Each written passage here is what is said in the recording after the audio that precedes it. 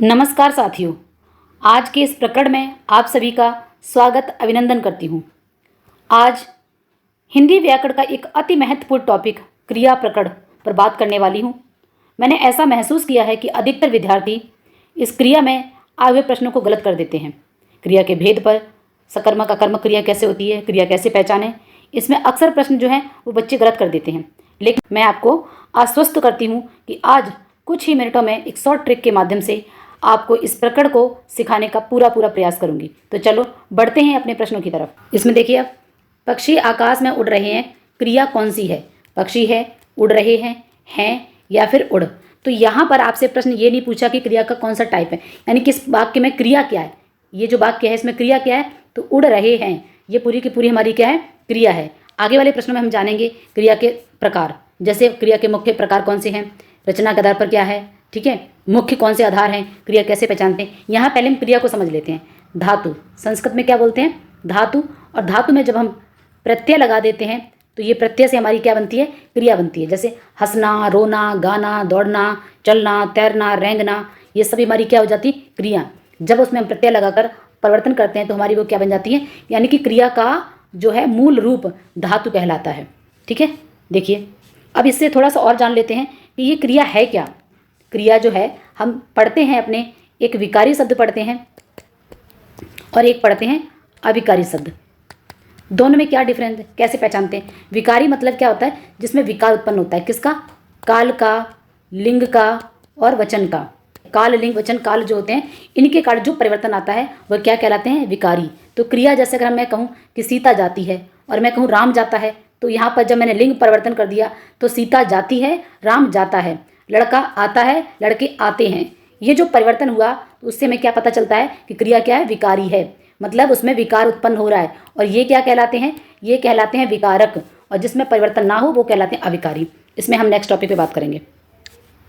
देखिए, यहाँ उड़ रहे मिलकर क्रिया बनाते हैं, जो पक्षियों का कार्य उड़ना बता रही हैं। इस तरह क्रिया की पहचान करते समय हमेशा ध्यान रखें कि जो कार्य या स्थिति बताई जाए वही क्रिया है, यानी कि जो कार्य बताए या स्थिति बताए वह क्रिया है। प्रायः जो क्रिया है वह कर्ता, यानी कि जो काम करता है, वाक्य में जो काम करने वाला होता है वो क्या होता है, कर्ता होता है, से जुड़ी होती है। एक वाक्य में, हिंदी वाक्यों में कर्ता और क्रिया का होना अति आवश्यक है। बिना कर्ता और क्रिया के कोई वाक्य पूर्ण नहीं हो सकता। कर्म के बिना हो सकता है, लेकिन बिना क्रिया के, बिना कर्ता के वाक्य पूर्ण नहीं होता है। होती है काल, पुरुष, वचन बदलने पर क्रिया का रूप भी बदल जाता है, जो कि मैंने बताया भी। इसीलिए क्या होती है, विकारी होती है। नेक्स्ट प्रश्न देखेंगे। देखिए वाक्य, राम खाना खा रहा है, मैं खा रहा कौन सी क्रिया है? सकर्मक क्रिया है, अकर्मक क्रिया है, सहायक क्रिया है, भाववाचक क्रिया है। तो यहाँ पर ये, तो यहाँ देखिए कि कौन सी क्रिया है, सकर्मक है या अकर्मक है। क्रिया के मुख्य दो भेद होते हैं, क्रिया के यही दो मुख्य भेद होते हैं, एक सकर्मक और एक किसके आधार पर होते हैं, ये कर्म के आधार पर, कर्म के आधार पर दो भेद होते हैं, सकर्मक और अकर्मक। अब बच्चे अक्सर इसमें गलती कर देते हैं। कई बार हमें एक सेंटेंस के रूप में देते हैं और कई बार हमें शब्द ही दे दिए। जैसे मैंने दे दिया रोना, एक रोना दे दिया और एक पढ़ना दे दिया। अब आप बताइए जरा, रोना और पढ़ना, इसमें से कौन सी अकर्मक है, कौन सी सकर्मक है, या दोनों अकर्मक है, दोनों सकर्मक? आप जरा कमेंट सेक्शन में लिख के बताइए, रोना और पढ़ना ये दोनों कौन कौन सी क्रियाएं हैं, ये अकर्मक है, सकर्मक है, या दोनों हैं? बताइए जरा, तब तक हम इस क्वेश्चन पर डिस्कस करते हैं। अब यहाँ देखिए, खा रहा है कौन सी क्रिया है? अब खा रहा है, क्या खा रहा है?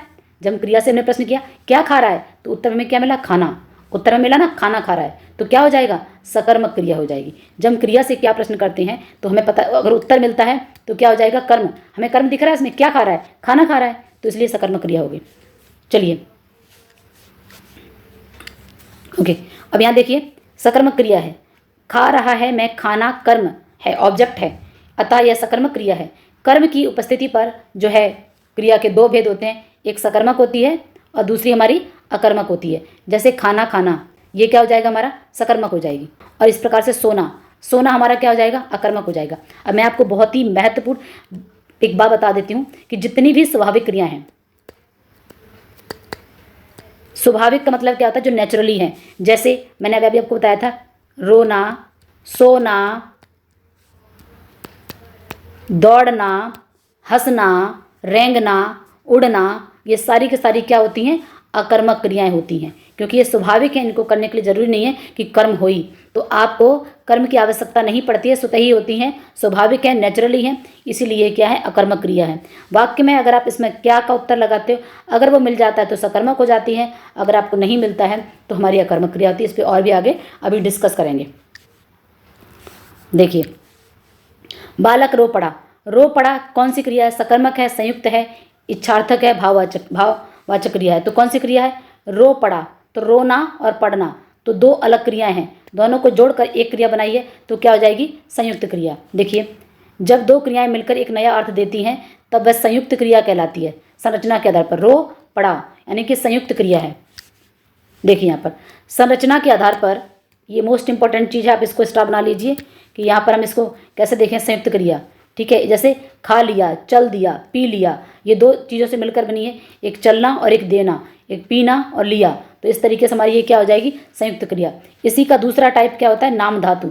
जैसे ये संज्ञा सर्वनाम विशेषण में जब हम प्रत्यय लगा देते हैं, कुछ शब्दांश जोड़ देते हैं, तो ये क्रिया बन जाती है हाथ से हथियाना। ठीक है, इसी प्रकार से दुख से दुखाना। ठीक है, अब प्रेरणार्थक क्रिया, ये संरचना के आधार पर है टाइप। प्रेरणार्थक क्रिया में क्या? खिलवाना, लिखवाना, चलवाना। पूर्वकालिक, पूर्व मतलब पहले, एक काम पहले हुआ बाद में दूसरा। पढ़कर लिखूंगा, सोकर खाकर सो गया, खाकर खेलने गया, तो इस तरीके पढ़कर लिखूंगा, तो एक पढ़ना और एक लिखना, दो क्रियाएं। तो ये संरचना के आधार पर हो गई और कर्म के आधार पर हम पहले ही पढ़ चुके हैं। देखिए, बच्चे खेल रहे हैं में कौन सी क्रिया है? सहायक क्रिया है। कौन सी पूछा गया है आपसे? है पूछा गया है, तो ये क्या है? सहायक क्रिया है, अकर्मक है, भाववाचक है, इच्छार्थक है। तो है, जैसे इज एम आर होता है, उसी प्रकार से हिंदी में भी हेल्पिंग वर्ब यानी कि सहायक क्रियाएं होती हैं। तो ये क्या है? सहायक क्रिया है। देखिए यहाँ पर सहायक क्रिया है यहाँ मुख्य क्रिया नहीं है, केवल खेल को रहे को पूरा करने में सहायता कर रही है, इसीलिए सहायक क्रिया है। नेक्स्ट प्रश्न है हमारे सामने, क्रिया को विकारी शब्द क्यों कहा गया? मैंने ऑलरेडी आपको बता दिया है, उसमें संख्या बदल सकती है, उसमें लिंग वचन पुरुष काल के अनुसार रूप बदलता है, उसमें प्रत्यय और उपसर्ग लगा सकते हैं, यहाँ संज्ञा की विशेषता देते हैं। तो मोस्ट इंपॉर्टेंट जो प्रश्न है यहाँ पर बहुत बार पूछा जाता है कि क्रिया जो है कैसा शब्द है, यही प्रश्न आपके में बन जाता है। तो क्रिया कैसा शब्द है? एक विकारी शब्द है। विकारी और कौन कौन से हैं? संज्ञा भी है, सर्वनाम भी है और विशेषण है। तो ये चार हमारे टॉपिक हिंदी व्याकरण में विकारी होते हैं, और बाकी अविकारी पे हम किसी और दिन डिस्कस करेंगे। तो लिंग, वचन, पुरुष और काल ये हमारे क्या कहलाते हैं? ये कहलाते हैं विकारक। क्या कहलाते हैं? विकारक। मतलब इनकी वजह से ही जो परिवर्तन आता है, इसलिए विकारी कहलाएगी। तो ये हमारा करेक्ट उत्तर हो जाएगा। अब यहाँ पर देखिए, क्रिया का रूप कर्ता और काल के अनुसार बदलता है। जैसे वह जाता है और इसी में अगर मैं लड़की के लिए लगाऊं, वह जाती है। लड़के आते हैं और लड़का आता है। क्रिया भी विकारी शब्द होती है, क्योंकि इसमें काल, पुरुष, वचन आदि के अनुसार रूप बदलता है। जैसे खा रहा हूँ, खा रही है, खा रहे हैं, खाया, खाएंगे इत्यादि। इन आधार पर क्रिया हमारी कैसी हो जाती है? विकारी।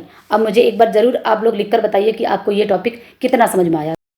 संधि, इसके बारे में हम लोग जानेंगे। तो चलो बढ़ते हैं क्वेश्चन की तरफ। पहला क्वेश्चन हमारे सामने, विद्यालय में कौन सी संधि है? अब यहाँ पर ऑलरेडी पहले ही दे दिया गया, स्वर संधि। ठीक है, कौन सी? स्वर संधि है। हमारी संधि जो है दो प्रकार की होती है। संधि मतलब होता है कि दो वर्णों का मेल। यहाँ पर संधि जो है वर्ण का मेल होती है, समास शब्दों का मेल होता है। समास में क्या होता है कि शब्दों का संक्षिप्तीकरण हो जाता है। तो यहाँ पर हम वर्ण को देख रहे हैं। वर्ण मतलब दो वर्णों के बीच में जो विकार होता है उसे हम संधि कहते हैं। तो संधि के कितने टाइप होते हैं? संधि के 3 प्रकार होते हैं। बात करते हैं हम संधि के प्रकार की। तो पहला टाइप क्या होता है हमारा? पहला टाइप होता है स्वर संधि, दूसरा होता है व्यंजन संधि और तीसरा होता है विसर्ग संधि। अब ये 3 ही टाइप क्यों होते हैं, इसके पीछे रीजन है, क्योंकि स्वर संधि, व्यंजन संधि, विसर्ग संधि, हमारी वर्णमाला में 3 प्रकार के अक्षर होते हैं। पहले स्वर होते हैं, दूसरे व्यंजन होते हैं, और एक आपने पढ़ा होगा अयोगवाह। अयोगवाह में पढ़ते हो अंग और अह, मतलब जिनका वहन ना किया जा सके, तो ये विसर्ग जो संस्कृत में लगाते हैं। तो इसलिए 3 ही प्रकार की संधि होती है। तो यहाँ प्रश्न हमसे पूछा गया है कि ये कौन सी संधि है, तो बताइए आप कौन सी संधि है। अपने उत्तर को आप लिख लीजिए और देखिए कि कितने आपने क्वेश्चन सही किए हैं आज। तो इसमें जो पहला प्रश्न हमारे सामने है कि विद्यालय में, तो यहाँ पर आपको मैं सॉल्व करके बताती हूँ। विद्या प्लस आलय। अब यहाँ देखिए, विद्या में क्या है? बड़ा आ है, और यहाँ पर भी बड़ा आ है। आ और आ मिलकर क्या बन जाता है? बड़ा आ। बड़ा आ और बड़ी ई, बड़ा ऊ, ये दीर्घ संधि है। ठीक है। दीर्घ मीन्स होता है बड़ा।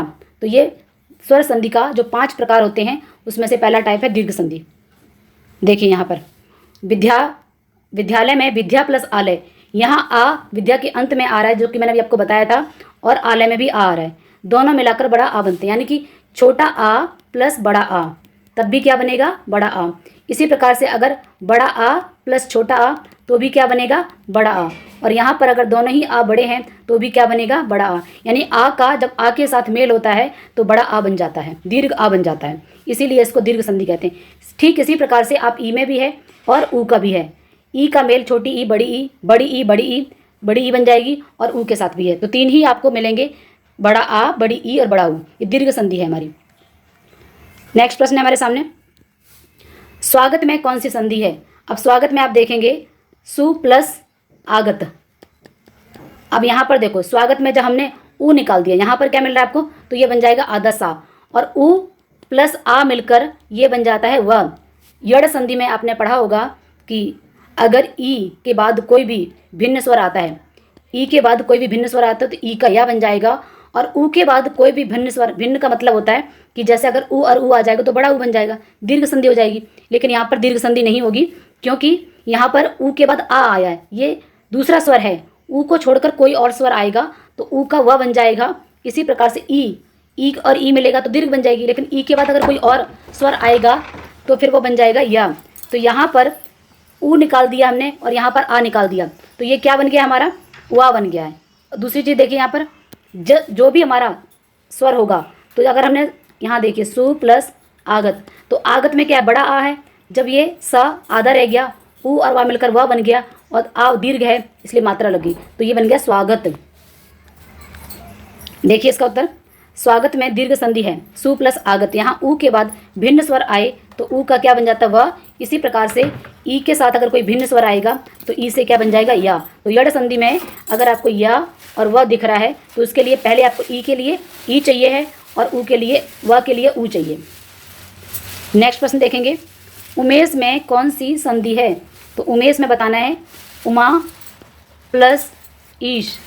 तो यहाँ देखिए बड़ा आ है और यहाँ पर ई है, आ और ई मिलकर क्या बन जाएगा, ए बन जाएगा, ठीक है। छोटी है और एक की क्या लगती है, एक मात्रा लग जाती, इसीलिए क्या बन गया, हमने लिखा ऊ, क्योंकि यहाँ हमें इससे मतलब नहीं है कि पहला वाला लेटर क्या है, तो हमने ऊ लिया, माँ जो है हमने बना लिया उमा, आ और ई मिलाकर ए बन गया, तो ए की मात्रा लगा दी और सा ऐसा ही, इसीलिए क्या बन गया, ये उमेश। तो ये क्या बन जाएगा आपकी, कौन सी संधि बनेगी, गुड़ संधि। गुड़ संधि में आपको ध्यान रखना है कि अगर ए आए, छोटी ए और ओ से ओखली वाला, इनकी मात्रा कैसे लगती है, हम सबको पता है, एक मात्रा लगती है, इसकी एक डंडा और एक मात्रा। अगर ऐसे वाले आपको शब्द मिलते हैं तो ये गुड़ संधि के होते हैं। देखिए यहाँ पर उमेश का संधि विग्रह उमा प्लस ईस होगा, यहाँ पर आ और ई के मेल से ए बनता है, उसे गुड़ संधि कहते हैं। इसी प्रकार से अगर आ और ई से क्या बन गया, ए बन गया, और ऊ अगर आएगा तो क्या बन जाएगा, ओ बन जाएगा। और एक ऋषि वाले में भी कुछ बहुत कम, जैसे देव ऋषि वगैरह आते हैं, तो इसमें अर हो जाएगा। तो गुड़ संधि के लिए आपको याद रखना है ए, ओ और अर, ठीक है। नेक्स्ट प्रश्न है हमारे सामने, एकक में कौन सी संधि है, यड़ संधि है, गुड़ संधि है, दीर्घ संधि है या वृद्धि संधि है। तो अभी हमने क्या बनाया, ए बनाया और ओ बनाया। तो यहाँ पर अगर आपको बड़ी ए मिल रही है, बड़ी ए की मात्रा क्या, 2, और इसी तरीके से यहाँ पर आपको ओ मिल रहा है, तो क्या बन जाएगा, ये गुड़ से वृद्धि हो गया, यानी कि गुड़ में ही हमने वृद्धि कर दिया, तो ये वृद्धि संधि के उदाहरण हैं। देखिए यहाँ पर एकक संधि विच्छेद जो है 1 + 1 है, तो यहाँ पर ए जो है मिलकर क्या बड़ी ए बना देता है। उसी प्रकार से यहाँ पर ओ है, ओ किस में बदल जाएगा, ओ में बदल जाता है।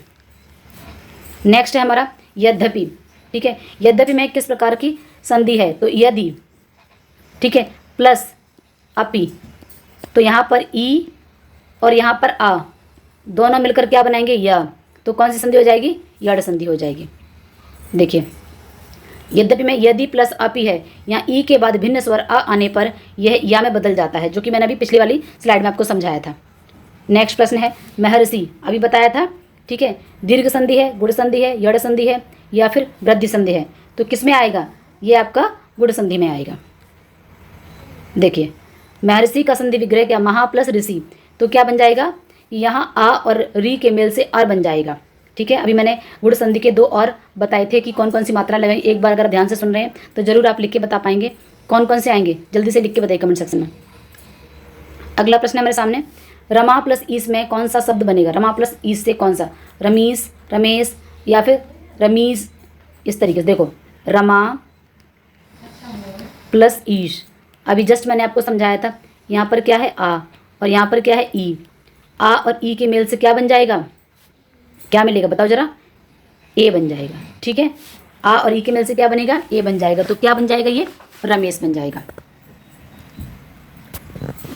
तो यहाँ देखिए स्पष्टीकरण, रमा प्लस ईस में आ और ई के मेल से ये गुण संधि बन रही, ए बन रहा है, इसलिए रमेश बन जाएगा।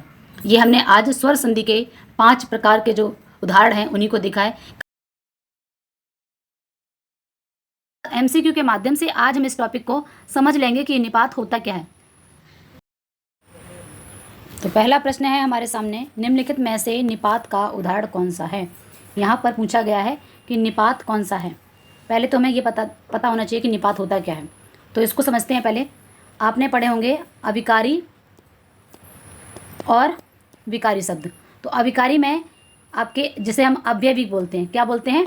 अव्यय। अव्यय का मतलब जिसका वहन ना किया जा सके, जो व्यय ना हो सके, उसे कहते हैं अव्यय या फिर अभिकारी। जिस पर लिंग वचन काल, ठीक है, लिंग वचन काल आदि का प्रभाव ना पड़े वह अव्यय अभिकारी कहलाते हैं।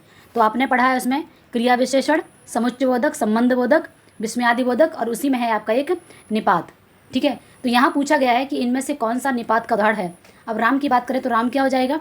राम है संज्ञा शब्द। ठीक है, इसी प्रकार से सुंदर क्या है? विशेषण है। जाना क्या है? क्रिया है। ठीक है, तो ये जो केवल है ये क्या है? निपात। अब निपात को ये जान लेते हैं कि निपात का प्रयोग हम क्यों करते हैं। अंग्रेजी में आप एम्फेसाइज सेंटेंस पढ़ते हो, हिंदी में से निपात कहते हैं। जब हम किसी वाक्य पर जोर देकर, बल देकर कहते हैं तो वो क्या कहलाता है? निपात। जैसे होते हैं केवल 2 रुपये में, ऐसे बोलते हैं मात्र 2 रुपये में, या कोई भी ऐसा रुपये कितने भी हो सकते हैं। कहने का मतलब इस तरीके के सेंटेंस तुम्हें आना ही पड़ेगा। ठीक है, देखते हैं इसके एक्सप्लेनेशन। देखिए यहाँ पर दिया है, केवल शब्द किसी पर विशेष बल देने के लिए प्रयुक्त होता है। जैसे मेरे पास केवल एक किताब है। इस वाक्य में केवल शब्द किताब पर जोर दे रहा है, तो यहाँ पर यह क्या हो जाएगा? निपात। यानी कि जब संज्ञा, सर्वनाम, विशेषण, क्रिया विशेषण आदि शब्दों के साथ, ठीक है, लग कर ये अव्यय क्या करते हैं? जोर देकर अपनी बात को प्रस्तुत करते हैं, वह निपात कहलाते हैं। चलिए देखते हैं अगला सेंटेंस। देखिए यहाँ पर क्या पूछा गया है? वह भी तो आया था। इस वाक्य में निपात कौन सा है? वह भी तो आया था, वह तो आया था, वह भी तो आया था। तो यहाँ पर क्या है? वह भी और तो आया। ये अव्यय शब्द कौन कौन से हो सकते हैं? जैसे तक, जैसे भी, जैसे तो, ठीक है, हाँ, ना, नहीं, मत, इस तरीके के शब्दों को हम कहते हैं निपात। तो वह भी तो आया था, यहाँ पर भी और तो हमारा क्या हो जाएगा? ठीक है, आपको एक ऑप्शन चुनना है, वह भी तो आया था। ठीक है, देखिए यहाँ पर तो शब्द जो है वो क्या कर रहा है? राम पर बल देने के लिए प्रयोग किया है, जिससे वह अतिरिक्त भावार्थ प्रदान कर रहा है, इसलिए तो यहाँ पर निपात है। अगला देखिए यहाँ पर, किसी भी बात पर अतिरिक्त जोर देने के लिए जिन शब्दों का प्रयोग किया जाता है उन्हें कहते हैं। जस्ट मैंने अभी आपको 2 प्रश्नों में समझाया, तो आप बताइए जरा क्या हो सकता है? क्रिया विशेषण, निपात, संबंधबोधक, समुच्चयबोधक। तो क्रिया विशेषण क्या करते हैं? क्रिया की विशेषता बताते हैं। ठीक है, विशेषता बताते हैं, जबकि संबंधबोधक क्या करते हैं? ये संबंध बताते हैं। ठीक है, ये संबंध को बताते हैं और ये क्या करते हैं? जोड़ने का काम करते हैं। समुच्चयबोधक, योजक चिन्ह जैसे बोलते हैं। तो यहाँ पर क्या है? बल देने का काम कौन करता है? निपात करते हैं। देखते हैं, निपात शब्द ही वह अव्यय होते हैं जो किसी शब्द या पद के बाद लग कर उसके अर्थ में विशेष प्रकार का बल यानी अतिरिक्त जोर देते हैं, वह क्या कहलाते हैं? निपात कहलाते हैं। नेक्स्ट प्रश्न देखिए, निपात किसे कहते हैं? यहाँ समझिए, यहाँ पर निपात की परिभाषा आपको बतानी। जिन शब्दों से वस्तु का नाम प्रकट हो, जिन शब्दों से किसी कार्य का होना प्रकट हो, जिन शब्दों का कोई स्वतंत्र अर्थ ना होकर भाव प्रकट हो, जिन शब्दों से संज्ञा सर्वनाम के संबंध को बताते हो। तो ये तो नहीं है, ये कारक बताते हैं। ये कौन बताता है? कारक चिन्ह बताते हैं। यहाँ पर जिन शब्दों से किसी कार्य का होना पाया जाए तो इसे हम बोलते हैं क्रिया, और जिस शब्दों से किसी वस्तु का नाम प्रकट हो तो ये क्या कहलाते हैं? संज्ञा। तो कौन सा होगा आंसर हमारा? जिन शब्दों का, यानी कि जो अव्यय शब्द होते हैं इनका स्वतंत्र कोई मीनिंग नहीं होता है। ठीक है, स्वतंत्र अर्थ न रहकर भाव प्रकट करते हैं। जैसे आप देखते हैं काश मैं भी वहाँ पहुँचता, तो काश जो शब्द है एक भाव प्रकट कर रहा है। देखते हैं इसकी एक्सप्लेनेशन। देखिए, स्वतंत्र अर्थ ना होकर भाव प्रकट करते निपात कहलाते हैं। ठीक है, जैसे मत, क्यों, नहीं, काश, तो इस तरीके के जो शब्द हैं आप इनको देख सकते हो।